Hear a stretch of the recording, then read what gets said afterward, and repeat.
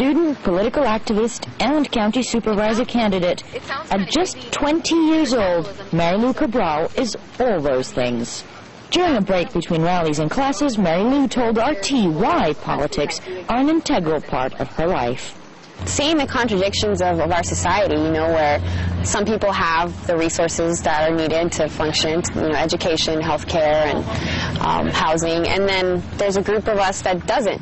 And just seeing that contradiction made me question, why is it the way that it is? And why do those inequalities exist? And who's making it that way? So that kind of inspired me to fight back. What was it about socialism that specifically appealed to you? Why did you choose to get involved with the PSL? What socialism really points out is that racism, sexism, homophobia, all these types of oppression that we may fight individually, depending on a group that focuses on these, really have a tying element, which is the economy, capitalism. These things are a product of capitalism, these forms of oppression.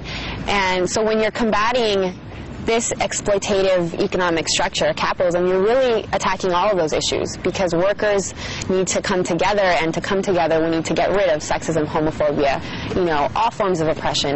Now, the PSL is on the ballot in 12 states. Do you think that its message as a political movement and the ideas of socialism are becoming more widespread in America? Are more people starting to get interested and to pay more attention? Because of the recent crisis that we find ourselves in, because of the bailout that was really an insult to all workers in a very obvious way, more people are starting to become conscious of the fact that capitalism only works for the rich. And they don't have to be revolutionary, they don't have to be socialist, they don't even have to know anything about politics to really understand that money is being taken out of their pockets and given to the rich right now during this crisis.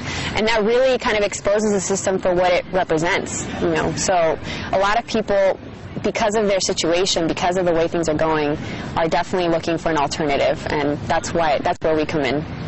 Do you think that any of the two major party candidates, should they become president after November 4th, do you think that any of them are more likely to encompass the ideas that you are putting forward and incorporate them into their policies, or do you think that this is something that's not going to be heard from the two main candidates? The purpose of bringing attention to the elections and the candidates isn't so much to see which one's the better of two evils, like a lot of people think. It's really to say they both represent the rich. Obama signed the bailout just like McCain did, and that is something that we cannot support, even if we want to, as bad as we want to, because the situation is tough right now because of the war, because of the financial crisis. A lot of workers are just wanting to choose somebody different, and Obama really represents that face very well. But you know what? We have to push it further. Why not push it further and say we're not going to support anyone unless they fully represent all of our needs? And our candidate, Gloria La Riva, is doing that. And a lot of people are like, wow, finally someone that's at a rally talking about things that I can actually